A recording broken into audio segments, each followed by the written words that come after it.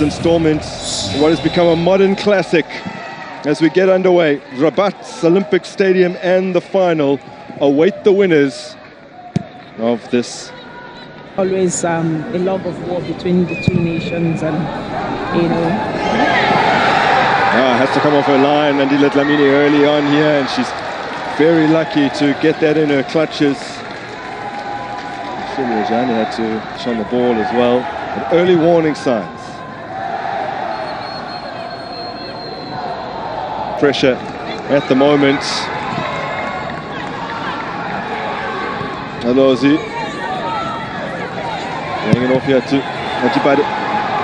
Good ball in, chested down beautifully. Oh, struck well, but just wide of the mark from Jennifer again.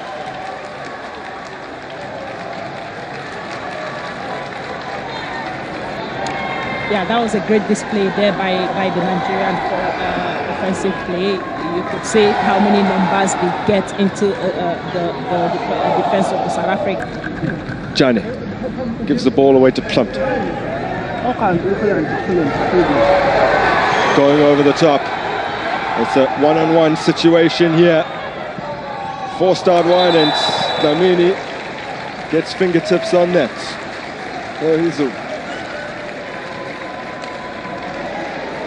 Firing off, but still forcing the goalkeeper to do some work. That's a good run from Ihezu and good supply from Plumte. On 1v1 situations like this, I think Nigeria will try to use more of this to actually run down the South African defense. And good save by Dlamini, by the way. She's really been amazing in this tournament. Yeah. That is. In comes the corner. Whipped in with a lot of pace. Now hung up for the big players that are waiting. Plumter challenged well, but couldn't make a clean connection.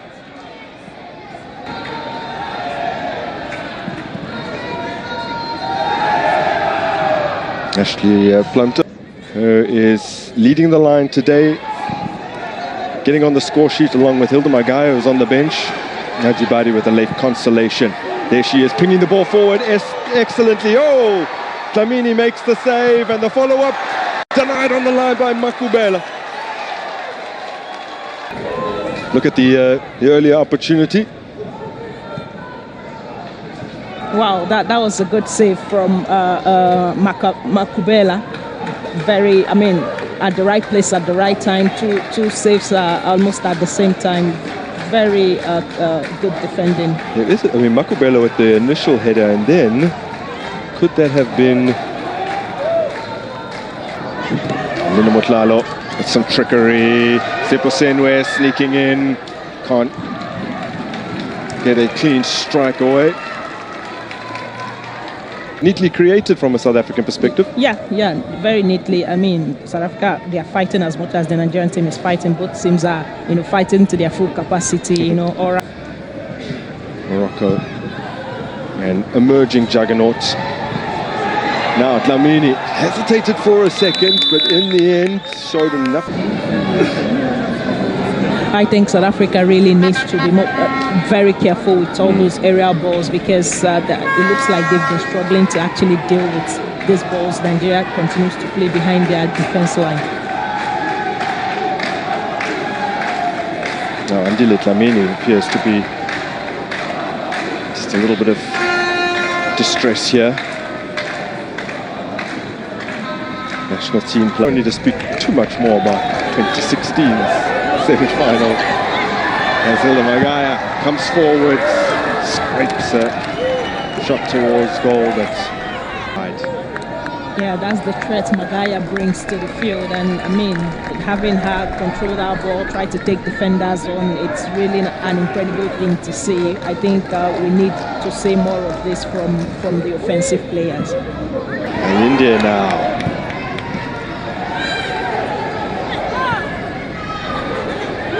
Striding onto that is Ayinde once again.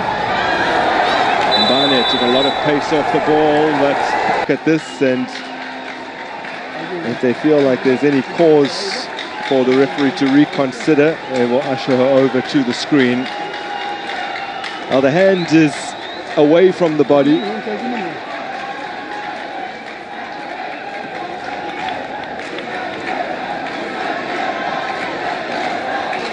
And do you see any responsibility falls to the captain? And she has squeezed it under the body of Dlamini, who's more than capable of keeping an opponent out from 12 yards. But this time around...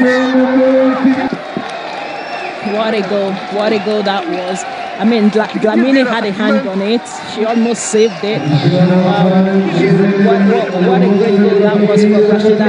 Perhaps, you know, she added more pressure to it. That's the only way Dlamini couldn't have saved that ball. But good intuition from Dlamini. She was this close. But knocked out at the semi-final stage at the previous edition. Oh, and it looked like Dlamini had control of the ball. Yeah, this is actually a very worrying moment indeed for Dlamini. I don't know, haven't seen her this tense since this tournament. I think the rivalry between Nigeria and South Africa is somehow getting to her. A past era, 5 or more goals scored in a knockout game for the first time since 2006, says the referee. Says that now South Africa will have an opportunity. Yeah, we'll look at that again, and it looks like a little bit of pullback from Hale. We don't have a clear. We don't know. Is this enough? Let's see. Perhaps they are going to review it, but it looks as though Hale pulled her back. Immediately pointed to her ear to say that it will be reviewed, so there's no point arguing now. 2018, when she was tasked with taking the penalty that would have kept the shootout alive and had her spot kick saved up against the very same opponent, she goes the same way. This time it's a goal, and South Africa are back level.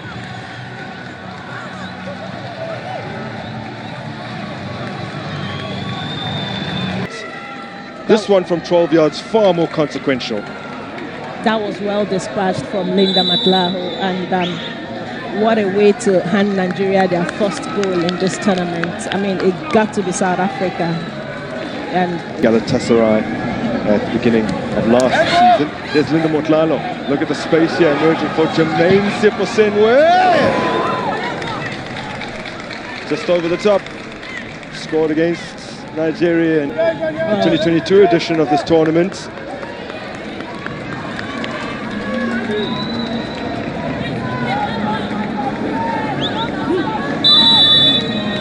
what an attempt that would have been if he had come on target. Gets the return. Koronko. Hello, Z. Cross in from deep. It's a good-looking one. Oh, it's gone in. Nigeria in injury time have re-established their lead.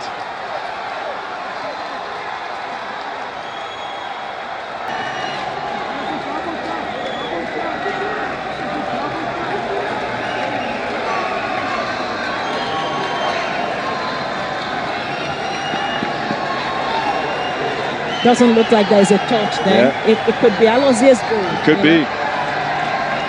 Perhaps there's a big touch from. Doesn't look like. It doesn't look like Deborah had a contact on that ball. Looks like it is Alozier's goal. And then I was just talking about the long balls from Nigeria. You know, playing those balls behind Bayana's defense, and I mean, there's always.